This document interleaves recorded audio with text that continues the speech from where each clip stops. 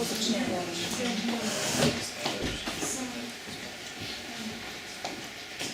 Good day. Matjaž will today present you the new equipment, the Imperial diffractometer. And after that, if you want, you can also go with him to the K9 for a demonstration. Please, Matjaž. Hello everybody. So in today's talk I will explain what are all the applications which can be used with our new cutting-edge Imperial diffractometer, which was installed and at our department at K9. It was bought by the Center of Excellence, and actually it is meant for also all of you which have certain demands or requests within your PhD research. So this is the outline of the presentation. I'll explain all the analysis which can be carried out, not all of them, but most important analysis.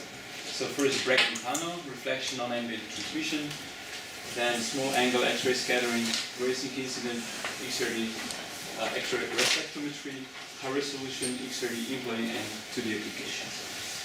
So at the beginning there is one thing which needs to be emphasized. All these applications are possible just because of the so-called prefix. Prefix is a patented way of the analytical company which enables you to switch all the optics and the sample stages within several minutes without any subsequent realignment of the goniometer. So this is really nice. So let's say optics can be exchanged within 5 to 10 minutes, while the sample stage is like half an hour or even less, maybe 20 minutes. So this is very beautiful thing because with the old diffractometers, when you change optical configuration, then you had to be very experienced that a proper realignment of the optics was done. So actually this is a short overview of configurations which can be done on the very same diffractometer. So let's say, so the diffractometer is a big box, and then inside the box we have goniometer. These are these two arms which move. So this is the so-called omega, this is the so-called 2 theta. So omega has X-ray tube, and then here we have a number of slits, and I'll explain which slits do we have. Here we have a sample which is mounted on a sample stages. So here exactly we have a spinner, so it's meant for powders, and then this powder rotate while the sample is being recorded. And then we have a diffracted part. Here we have different slits, monochromators, etc. And detector. This is again one very important part. So with the goniometer, you change these two arms in a certain way so that you bring your crystal into the diffraction condition. There are other options of this goniometer. So this is the so-called vertical version, which is meant for smaller samples. But you can also have a horizontal diffractometer, which is then just tilted for 90 degrees like this, and then these two arms go like this. Why we use vertical and why we use horizontal diffractometers? Horizontals are used for larger wafers, let's say above 6 inch, because in these cases both optics has to be further away, and then this is getting heavier and heavier, and as the mass is bigger, then it's getting very hard to very precisely control the exact angle of the arm. So when you put those two arms on the back, then actually there is much less force because then you rotate them in plane. Yeah? Okay, so this is let's say configuration for standard Bragg-Montano. setup. Here we have X-ray source, and the beam is going out, which is divergent. And then this divergence is corrected using, let's say here, PDS and some mask, as well as solar slits. And on the diffracted side, we have pass. This is programmable anti-scatter slits. But I'll tell you later on all the details about that. Okay, so this is, let's say, one configuration, and then we decide to do, let's say, texture analysis. So we change the fixture to the cradle. So this is a spinner. We go to the cradle, and then with the cradle we can correctly position the sample. Then we can do also non-ambient measurements. So here is a Anton Paar high temperature furnace. So this is, let's say, a little bit more time consuming to be replaced, like half an hour, and so on. But actually, this can be exchanged very quickly, and no realignment is needed. So this is something that Panalytical is really proud of. Okay, so Bragg-Brentano. Why we do Bragg-Brentano measurements? This is actually just reasons which are listed. Normally, we want to, with the X-ray analysis, we want to figure out which phases are present in the material that is being analyzed. And with this kind of analysis, we can go like 20 micrometers depth into the material. We analyze crystal planes which are parallel with the surfaces, and this method, this application is most suitable for polycrystalline samples. So we analyze which phases do we have, what is the symmetry of this phase, what is the size and their strain. We can then refine exactly unicell parameters and do some quantitative analysis. In most of the cases that will be presented today, Bragg-Brentano is the law which determines what will be recorded on the detector side. So the diffraction is governed by the Bragg's law. It's a very simple law. It relates wavelength of the X-ray, which in our case is a copper radiation with the wavelength of about 1.54 angstrom. And for a certain d-spacing, which is a distance between crystal planes in our materials, and at a certain wavelength, then we know at exactly which angle we have to shine on our material that we get a constructive interference out from the crystal. So this angle is just determined by the law. Okay, another important issue is evil sphere. Again, using the same wavelength, we can determine the radius of evil sphere. Here is the origin of our material, and if we change the angle of this material, then the evil sphere is moving. And here we have a reciprocal lattice points, and in case evil sphere intersects with a reciprocal space bond, we have a condition for the diffraction, and actually at that condition we get then a signal in the detector. Okay, so this is actually important for most of the application, but we also have some scattering and reflectivity applications, but this will be then described later on. And in these applications, the Bragg law is not ruling the process. So in Bragg-Brentano measurements, we actually deal with the parafocusing geometry. So this is the definition of the Bragg-Brentano. So we have the source, and then the beam which is divergent. So with the certain slits, we limit the divergence in this direction. So this is the so-called divergent slit, which can be programmable or fixed. But we also have to correct the divergence in this side. So we do this with mask and solar slits. And then the beam goes on the crystal.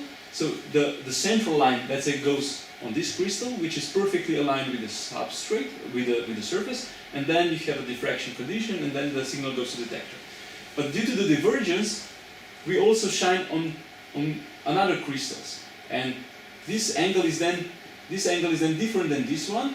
So basically, if we shine on the crystal with a certain orientation which is different than this crystal, we can also get a diffraction condition. So basically, due to different angles, more crystals or let's say can fulfill Bragg law, and then as a result, more signal is collected in the detector. Yeah. Basically, if the beam is parallel, then for polycrystalline sample, we would get a less intensity in the detector. Okay, so this is the configuration, the image of our device. Here is X-ray source. Here we have solar slit, and this is a PDS. PDS so corrects the divergence in vertical direction, solar slit, and mask on the other side in horizontal direction. Then we have also anti-scatter slit, which eliminates scattering effects from the air. Then here is a sample stage. So this is a spinner, which can be also the cradle for different positioning of x, y, z, and also phi, which is rotation in chi, which all this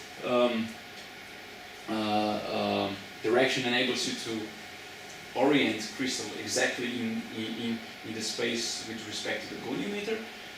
And then on the diffracted part, here we have, let's say for configuration for Bragg-Tunnel, we have normally pass, which is programmable anti-scatter slit. This is again, as we have here, anti-scatter slit for elimination of scattering of air. We also need to have a similar slit on the diffracted side. So in this configuration, we have a monochromator, which eliminates fluorescence. This is exactly shown here. This is this monochromator. It's a 1D monochromator. It's a very nice one, but I don't want to go into details of that monochromator. Then we have a nickel foil in order to remove beta radiation, and then detector, which will also be explained later on. So this is typical configuration. These are all the components which can be exchanged. And I'll say a few words about the hybrid on the detector side now. Okay, maybe one more thing which is very nice with our configuration. We have an automatic sample exchanger. So basically you can put like up to 45 samples in a queue, and they can be collected, let's say, during the weekend. So they're automatically grabbed by this arm and put into the spinner. Okay, so I said hybrid monochromator. This is a solid piece which is presented here. It is constructed of a mirror with a parabolic shape, and this mirror is changing divergent beam into the parallel beam. Yeah? Why this is required? This is required for high resolution measurements on a one peak. Yeah? If you do residual refinement on the whole spectrum, then this is not a good optics. We need to have divergent beam. But if you do high resolution measurement on one peak, then we decide for this kind of geometry. And then next to the mirror we have a crystal. This is a so-called two-bounce crystal. So the X-ray is bounced twice on this crystal, and in this way we get only K alpha 1 radiation out of it. Why this is important? Normally, if we know what exactly our material looks like, we can work with both radiation, K alpha 1 and K alpha 2. Why we decide for both radiation? Because intensity is much higher, as in case we remove one of these two. So basically, what we get out of the tube is a copper radiation, and this radiation has a certain distribution of wavelengths, and K alpha 1 and K alpha 2 are very close to each other. So if you want to remove one, then the intensity of the second one is pretty much decreased. So normally K alpha 2 is twice the value of K alpha 1, and if you decrease it, then you strongly affect the intensity. So only in cases when you would like to study the symmetry of your sample or a new compound, then you decide, let's say, for K alpha 1, or when you do high resolution measurements. Let's say this is the example of both radiations. So here we have, let's say, like 1, 2, 3, 4, 5 peaks for K alpha 1 and 2. And actually when we go to K alpha 1, we can see that actually this one and this one is removed, while this one is decreased for half to the half of the value. So basically, why it is so? Because this is producing another peak for K alpha 2, and then actually the material has also a peak on this position, so basically this is doubled, yeah? And this is just K alpha 2. Yeah? So if you want to see the symmetry of your sample, then it can be pretty much complicated if you work with both wavelengths. Yeah? Okay. Then detector. A few words about the detector. It's a solid state detector with number of pixels which are very nicely arranged in two dimensions actually. And actually, what you can do is to integrate signals from this pixel in different way. So you can integrate all of them, and then you work with the so-called zero-D detector. This is also called point detector.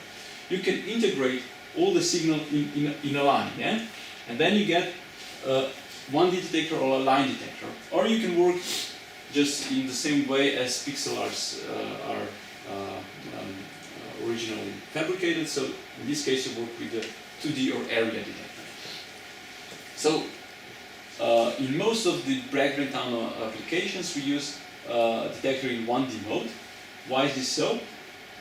This is explained in this image. So we have a divergent beam, and this beam shines on a polycrystalline sample, and we get diffraction at different angles. And basically, this line detector works as a series of detectors. So actually, each line acts as an individual detector. So we have like 256 detectors at the same time. So that means that the acquisition time is divided with 256 according to, let's say, a normal zero-D detector. And then you can get already a nice spectra after 2 minutes, yeah?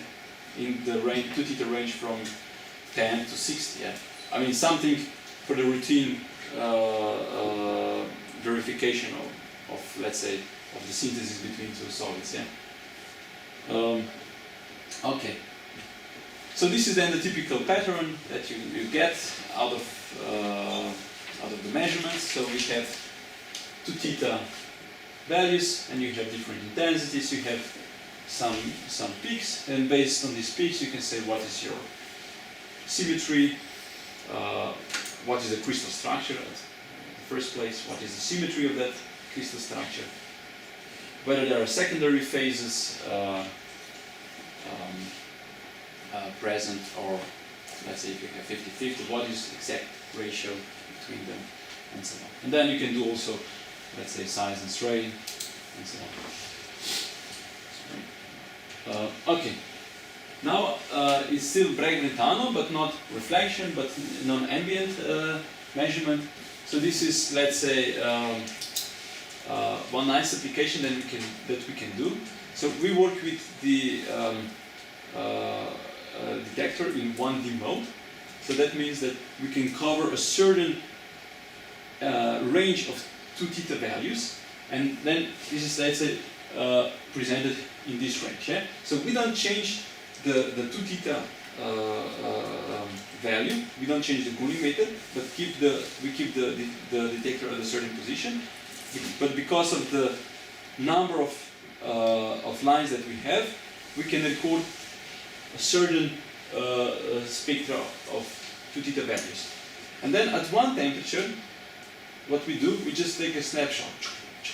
We change the temperature and then taking a picture. And then what we can see that, according to the material that we have, at a certain temperature we have, let's say, some phase transitions, and this can be very nicely studied. So you don't need to change arms of the collimator, but you just then change the temperature and make a move, yeah, actually. So this is very nice because it can be quite a quick measurement, because, let's say, in the past, this temperature-dependent measurement were really time-consuming, yeah? But this is now getting much faster. So there are different stages which can be bought nowadays on the market. we let's say bought the one which is in the circle. So these are Anton Paar cameras. The one we have can go up to 1200 degrees C. We can go even higher, but then you have a certain drawbacks, certain benefits. Of course, we decided for this one because you don't contaminate your chamber as much as in case you work with the chamber that go higher, because in that chambers you have a direct contact of the heating element with your powders, and this is then causing a lot of problems for let's say for an analysis which can be done, let's say, after analysis of compounds like bismuth, potassium, sodium, which evaporate a lot, and then this will contaminate your environment over there. Okay, you can also decide for high pressure chambers or for chambers with high humidity.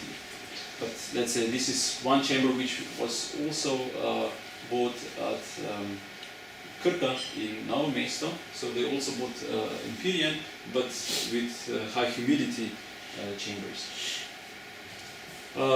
Then another thing that we have is a cryostat, which can be replaced with high temperature chamber. So with the cryostat we can go from 11K up to a temperature slightly above the room temperature. So this is really nice. So if there are, let's say, some phase transition which might be, let's say, interesting for people that work with superconductive materials, we can study them as well in this device. So we can go from 11K up to 1200 degrees C. Yeah, so very broad temperature range. Yeah, and this is a closed cryostat. That means that we don't lose helium. Yeah. Okay. Then another application, still Bragg-Brentano, is transmission.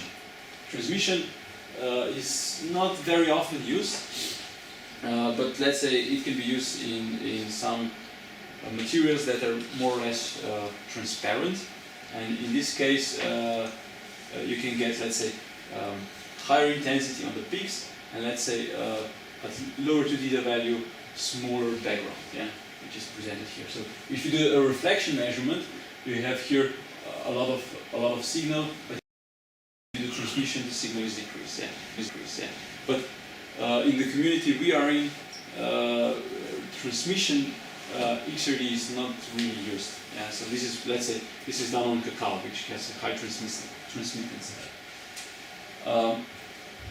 But actually, the geometry which is used for the transmission XRD measurements is also used for SEX measurement. This is small angle X-ray scattering measurements. So basically, this is a reason why we also are interested in the geometry itself. In this geometry, we can analyze particle size distribution from 1 to 100 nanometer. We can analyze their shape and specific area. So this is not a diffraction event, this is a scattering event. So it's just like there are also many particle size analyzers at the institute. So they use a laser light and they shine on the suspension, and then according to the size and the shape that you see the scattering. Yeah? Okay, so what can be analyzed? Nanopowder, liquid scattering, liquid dispersions, nanocomposites, porous materials. And as I said, it can be amorphous or crystalline, since we don't have a diffraction requirement. So these are normally the density, the results. So with the change of 2 theta, you have a variation of intensity, and based on some models which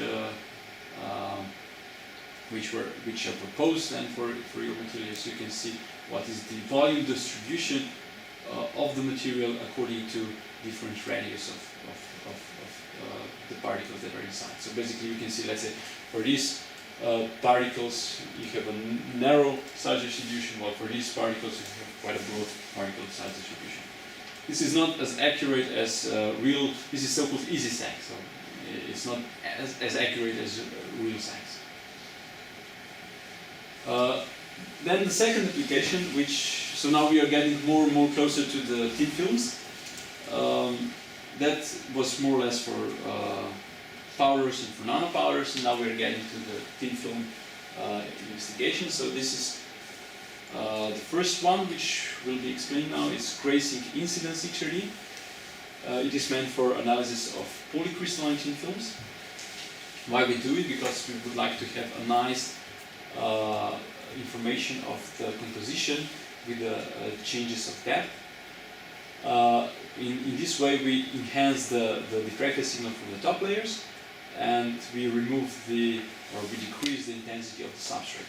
So again, very similar thing as for Bragg-Brentano phase ID, size, strain, lattice refinement, and quantitative analysis. So this is the geometry. So what we do, we put omega at a certain value, which is then fixed, and then this omega is very small, normally like 0.5 degree. And because it is a small, then your path of X-ray through the film is long. If you shine at higher angles, then the distance is short. If you go at very small angle, then the distance is long. And then based on longer distance, you get more signal into the detector. And then what you change is the 2 theta. So let's say here is one example. So this is the incidence angle. It was changed from 0.3 to 2 degree, and then at the very small angle you get the top layer. And then you increase the angle, let's say to 0.6, you get information about the layer underneath zinc. And then you further increase to 2, and you get even more information from the bottom, from the material below. And this is then this compound. So this can be like depth resolved phase analysis. Okay, here is one comparison: Bragg-Brentano versus gray-zinc incidence. Here we can see that, let's say, for Bragg-Brentano, we have 2 very strong peaks. These are related to the substrate. While when we do gray-zinc incidence, we remove these 2 peaks, but we get some more layers, some more information of the layers, and these are very strong peaks, which are actually hardly noticed by classical Bragg-Brentano measurements. Okay, then another application, which is also very, very important, is reflectometry. This is, let's say, if you study interfaces, this is the D2, or if you study heterostructure, this is also very important. Why? Because you can get information about the density of the layers, about their thickness, roughness, and some information about the interlayers. So actually, this is a reflection event, so it depends on the reflection coefficients of different layers as well as defects and densities.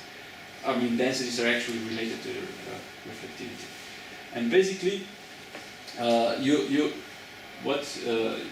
what you need to have is a parallel beam, which is produced with the hybrid, with the low divergence, and then beam tunnel on the diffractor side. This is basically the collimator. If you want to analyze, I mean, this is a very good tool if you have a very thin layers, because if you have a thick layer, then you need to have really high resolution setup, which we also have, but then you need to take care that you put hybrid on the primary side, on the diffractor side you need to put triple axis monochromator. But I mean, this is basically what I'm trying to say here, that this is the technique which is meant less for thick films, but more for let's say very thin films, because you have very nice fringes. And it is very important that you align the sample very carefully, and this can be done on different cradles. So what you get with the change, basically what you do, you change omega and you change 2 theta, both at the same time, and then you measure the reflection, so at very small angle reflection is very high, and then when you increase them, you go down with the reflection, and you observe if the interface is very smooth, some fringes, and these fringes are related to actually the thickness, the density, the roughness of the film that you have. Plus, if you have, let's say, a heterostructure, there you have, let's say, one film is very thick, and one, let's say, one is like this, and then one is very thin. Yeah? And basically, with this thin, you get basically you have it goes pretty deep. But what you have a superposition of smooth fringes on fringes which are broad. Yeah. So basically, it can be very nicely applied to heterostructures with quite different thicknesses. If thicknesses are very comparable, then the modeling gets complicated. Okay. So as for sex, you can do amorphous, polycrystalline, and single crystalline samples. Roughness should be quite small. So if it's above, let's say, above approximately 3 nanometers, then it's getting hard to investigate these films.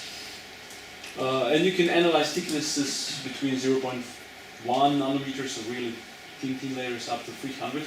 But actually, it's easier to investigate very thin layer as very thick layers. Now we arrive to actually the most important application which we can do. This is high resolution XRD. It's also the most difficult one, and it is meant for analysis of epitaxial layers. What we would like to do, we would like to determine the composition of the layer, what is its crystalline quality, not only for the layer but also for the substrate, what is the relaxation state of that layer, what is its thickness, whether the wafer is curved, what is the mist count, the main size, and so on. So first, what is epitaxial layer?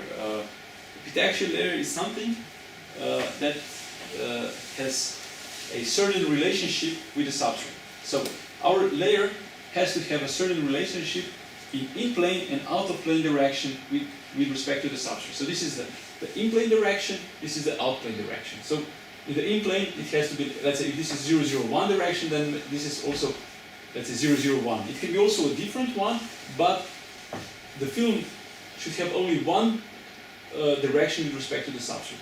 And this should be also valid for the in-plane orientation. So one in-plane orientation with respect to the substrate. Normally you get epitaxial layer in case they're somehow clamped to the substrate. So basically you need to have effect of the substrate on the film. Yeah? In this way you can actually grow material in oriented way.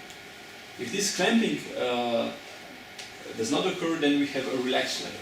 And basically you have two options of clamping. It can be compressed, or the unit cell can be compressed or expanded. Yeah, so then you have different types of mismatches. Yeah?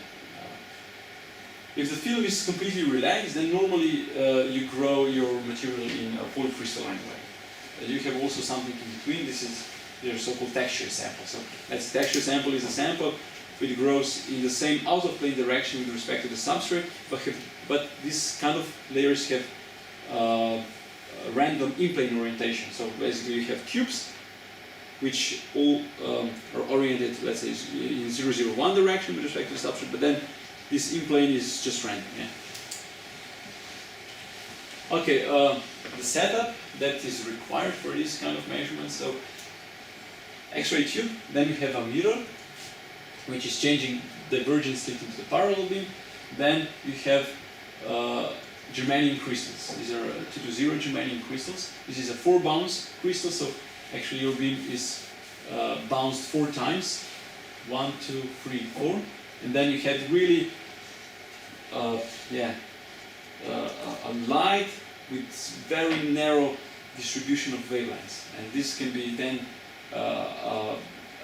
applied on your sample, and what you're getting out is exactly what is related to your sample. It's not related to your instrumental bordering. So in our configuration, we have like this. Yeah? We don't have 4 bounce crystals, but we have 2 bounce crystals. Actually, this there is a certain trade-off. Yeah.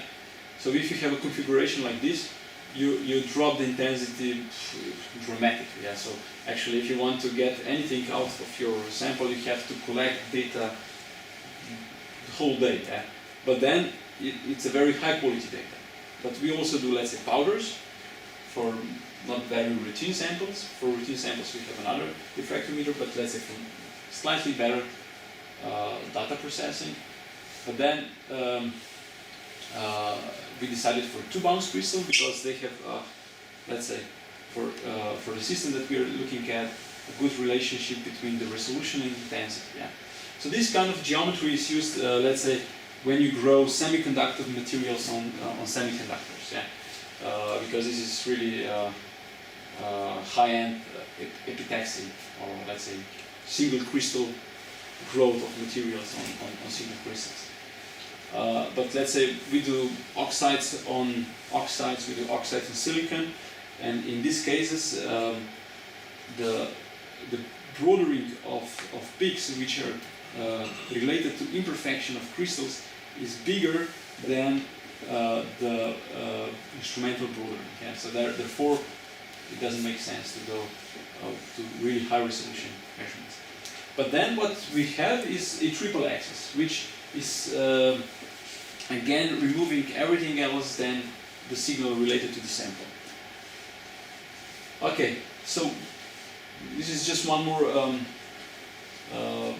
slide which is actually used to convince someone that we need, let's say, high quality signals.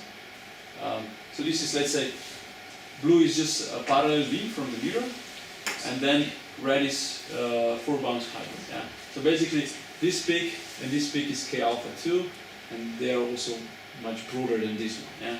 So actually, you can see then if you calculate out something from this, you're much more sure that this is sample related, as if you calculate something out from the blue one. Yeah. Okay. In the reciprocal space maps, we get different shapes of our peaks. So these shapes are, let's say, like this. Yeah, this is actually a circle, a sharp peak, and this means that your substrate or layer has a high quality. Yeah, no distortion at all. So normally we get this kind of peaks for substrate, but not always, even for substrate. Then we observed different broadenings. They can be in vertical or in horizontal direction. Yeah? If the broadening is observed in, let's say, this direction, vertical, then this can be related to the nature of thin film. So basically, if you have a 3D lattice, then in the reciprocal space map, this 3D lattice can be represented just using a single point. Yeah. Then, if you have a 2D feature, then this 2D feature is represented with a rod in the reciprocal space.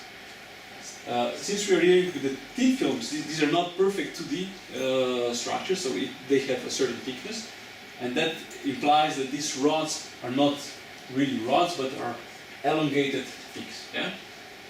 The same can be obtained in case we have a certain despacing in the thickness of the film, so we get this kind of peaks.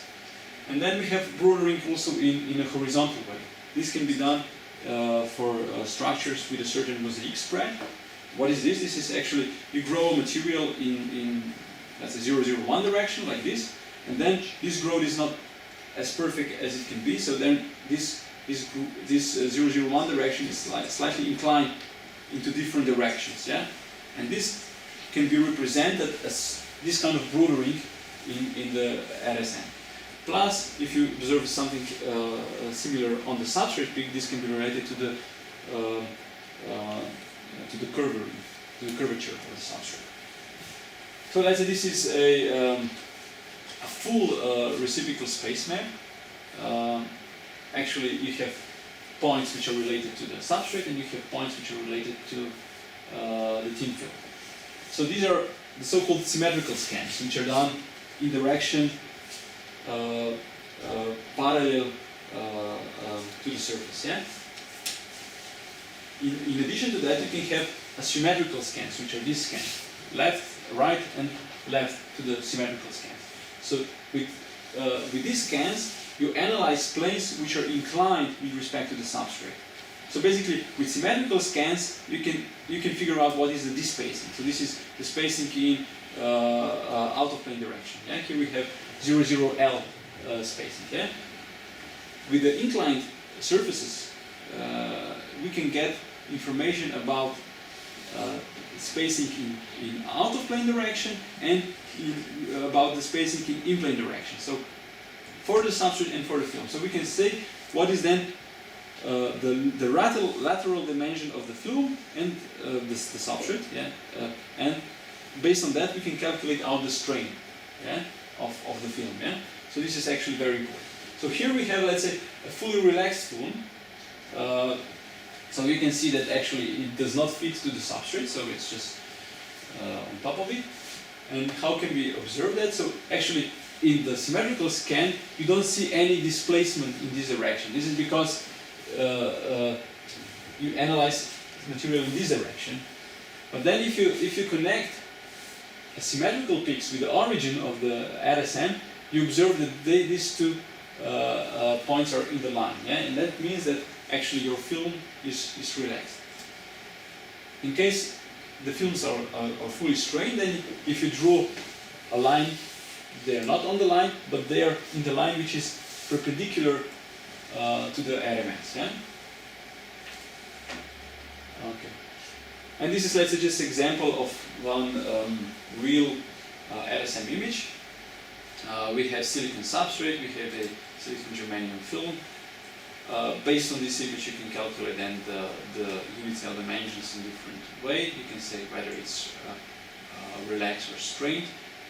And actually, the good thing is that you have the software which enables you to get this information quite quickly out of it. There are certain tricks which needs to be applied. Actually, you have to figure out which points needs to be analyzed. So basically, normally we decide for points which are here, yeah, for these points. Yeah. Why this is so?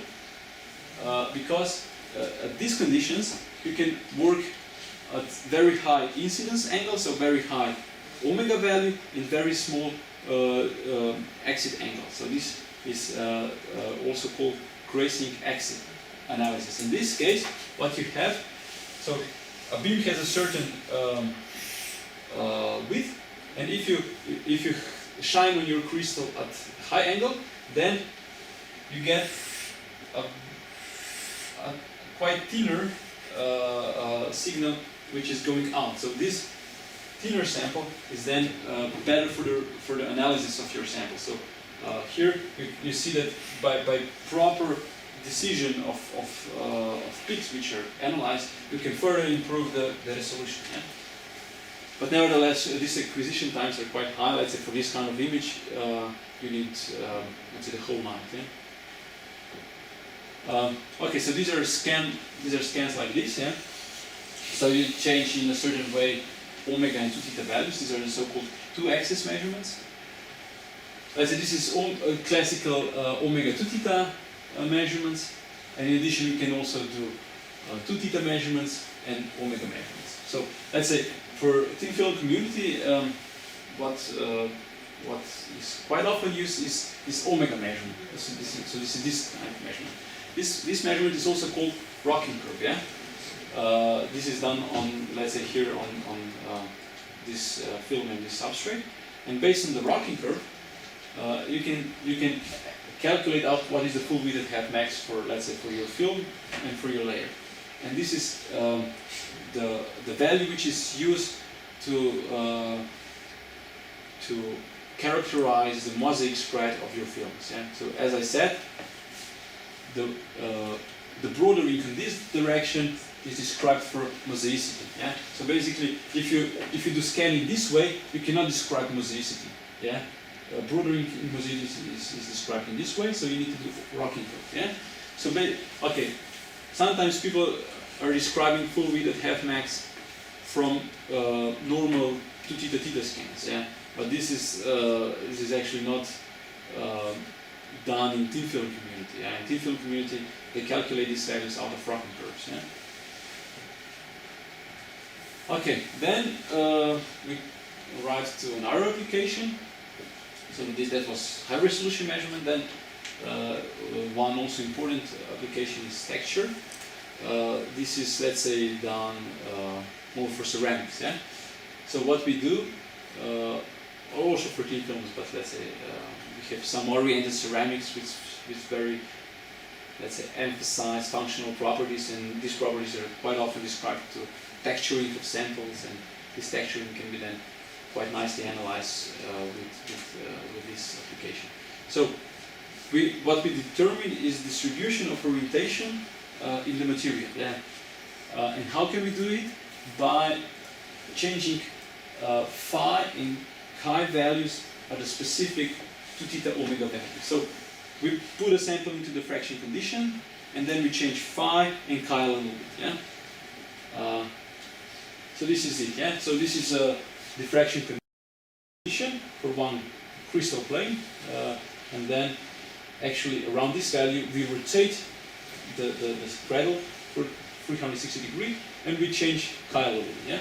So we need a point focus geometry, and on the diffractor side we need a collimator and a detector in 0 G mode. Yeah. Or a linear detector. Yeah. Okay, this is, let's say, a typical pole figure. Yeah, this is for a specific set of planes. In the single crystalline material, what you would get is points. Yeah, but here we can see that we have a certain distribution of orientations. Yeah, that means that okay, the ceramics that we are having, let's say, is not perfectly, grains are not perfectly aligned. Yeah, but have some orientation. Yeah, but normally, if it would be randomly orientated, you wouldn't see.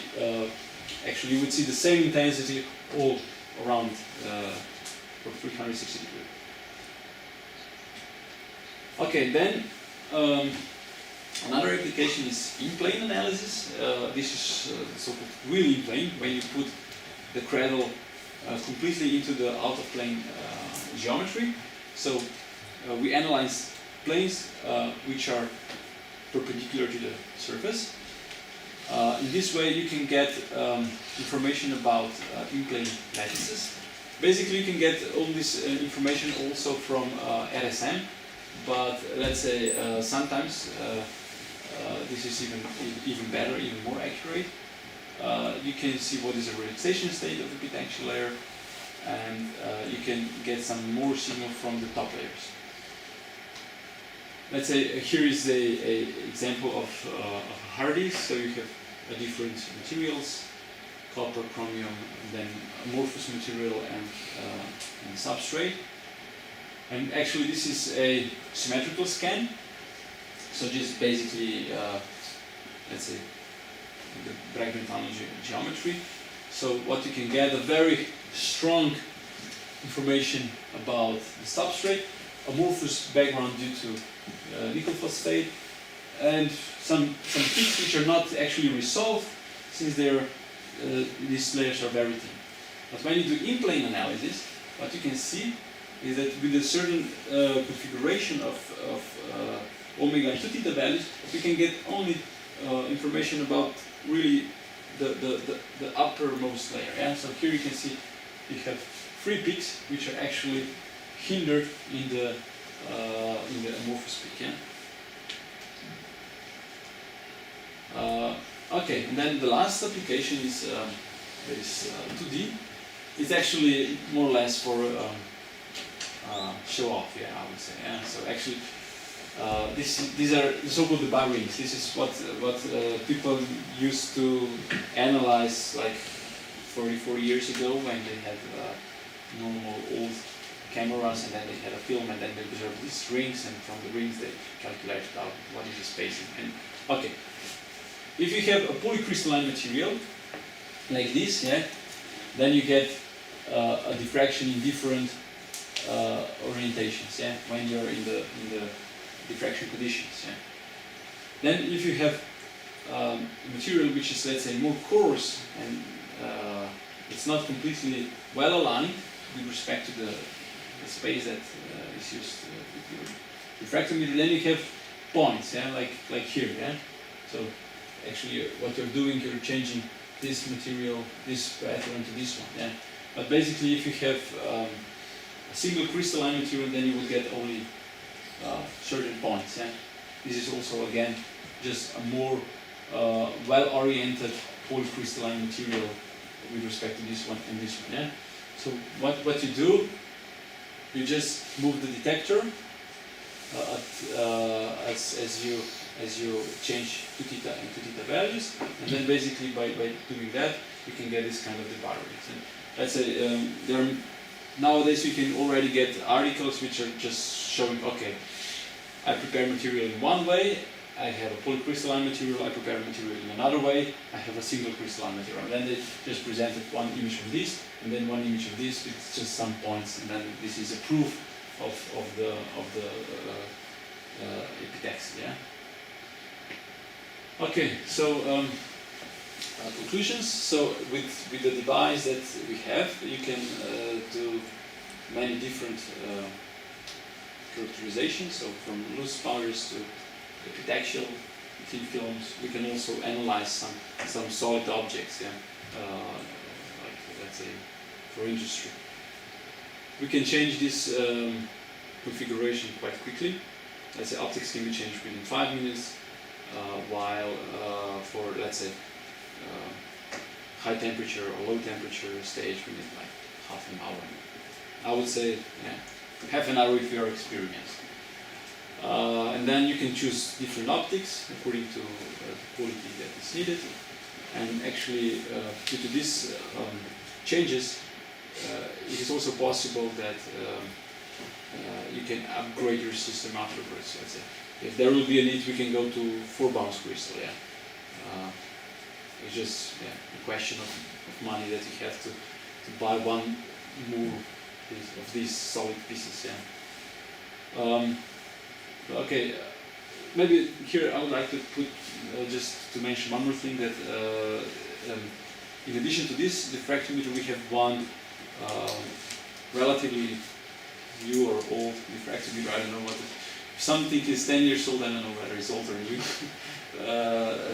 And that diffractometer is actually used for routine powders analysis. So basically, what we do, we collect data from powders on the diffractometer D4. It's from Bruker. While we do a more profound powder analysis and thin films analysis on this analytical device. Yeah. So now maybe if you have some questions, I'll try to answer them, and maybe afterwards we can go on site and check the device. I can show you how it looks like. Questions? I have one. You know, in ferroelectrics you have domains, and can you evaluate the size of the domains from the distributions? Let's see. So domains. Because they can act. I think they can act as. They have different crystal Yes. orientations. Yeah. So basically, it should be possible. Yeah. It should be possible. Yeah. And the size limitation is how much? Is nanometers?